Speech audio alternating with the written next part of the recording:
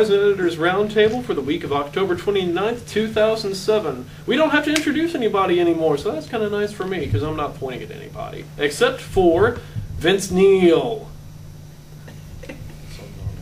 Or Patrick Emmert, whatever. Anyway, tonight we're discussing whether or not high school newspapers should be censored. Since you've got the case of Hazelwood on the Supreme Court records, we are discussing whether or not high school newspapers are a free form of news media, or if they are subject to being reviewed before going to publication. So, let's start talking about this. What do you guys think about high school newspaper censorship? What? Okay. I think that, you know, a high school newspaper, it is paid for by the high school for the most part, but, well, that's not even true, because I used to work for a high school newspaper, and we went and funded our entire newspaper. Yeah. We bought all our own ads, went out and sold all our own ads, fired our whole newspaper. The school didn't pay for anything, well, except for the computers in the classroom. They didn't actually pay for the printing or anything like that. I think it worked the same way with us. We had our own printing budget that we had, and we raised the money for that. So I mean, no, I don't think they should, but by the same token, I don't think that a high school newspaper should be dealing with issues like a national newspaper should be dealing with either, because it's a high school newspaper. So I can respect high school newspapers that are as ambitious as to deal with something like that, though. So. Right, and well, even in college newspapers, writing about national events that are going on is a little difficult to do, and especially difficult to tie in whenever you're talking about a college campus. Okay. Wow. I think the big issue with high school newspapers is the audience, and the audience are 14 to possibly 18-year-olds, and in that kind of situation, you're right. Maybe they don't necessarily need to have their content censored for what they've written. However, I think that maybe their stories that are chosen and their stories that are written need to be censored by whoever the advisor or is in charge at that high school newspaper. You can pry my newspaper out of my cold dead fingers. Well, I think there's just an expectation set. There's kind of an expectation that a high school newspaper is going to deal with certain topics, and a fraction of actually most of what they're using is going to be kind of fluff, because it's a high school newspaper. High schoolers don't care about hard news all that much.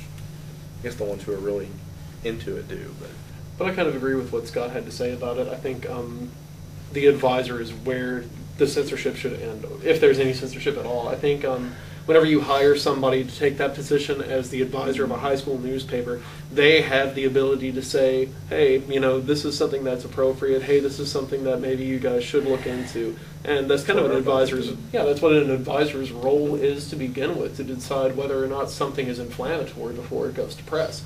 And right now, high school newspapers have to have all of their content reviewed by the high school principal before they can actually put it out. So I don't think that's fair. I guess they did that back when I was in high school too. I never really heard anything about that. So I always had to have. We never had anything censored. Our newspapers were always pretty. I don't think we ever had anything. But then again, we didn't cover anything like. Oh, I knew you was a fraud. Damn it. Way out of the ordinary. Give me the runaround. It was pretty much cut dry, like high school stories. It wasn't like, oh, we're going to deal with teen pregnancy this week. Or graffiti in the bathroom. It was and other pages did their own thing. I was an entertainment editor, so all we did was we wrote stories about entertainment. But we wrote all our own stories. Well, it's like student government. They's about as impotent as my grandfather. They don't do nothing. They say, oh, elect me, I was going to make you all get some, like Pop-Tarts and macaroni and cheese, Because that's what we want, right? So, but when they get it, they ain't doing nothing with it. They ain't going to do nothing. So why you got to get all mad and newspapers going to be taking out, like stories about pregnancy and whatnot and unwed mothers and... God, I don't know. I'm just making it up. I'm sorry. I wish I knew what I was talking about. I'm sorry. My body hurts. That's a great point, Burt Reynolds. You get that finger out my face, man. I just want to know who has the better stash right now. That's a hands down. No, Tom Selleck, hands down. Tom Selleck, hands down. That man's stash is glorious. I'm interested in what Harmonic Mary has to say this week. Shut up. Okay. Mary said shut up.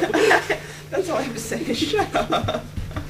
I mean, I think that teenage pregnancy is a huge issue with some high schools and possibly should be covered, but I do think it's probably a little risque for 14-year-old just out of grade school freshman. You know, I can understand it for the seniors, I can understand it maybe for the juniors, but... Have you ever looked at MySpace, Scott?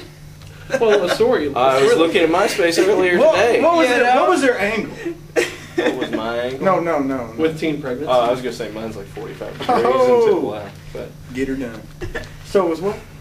No, but have you ever seen like how nasty like 14-year-old girls are talking on MySpace? I mean, I have a hard time seeing that they would be terribly affected by a Mary, you story talk to of teenage 14-year-old girls on pregnancy. MySpace? It's their parents. Well, no. Well, It's their parents, and their parents are not going to approve of it, and their parents are going to be the ones to complain, their parents are going to be the ones to sue the school.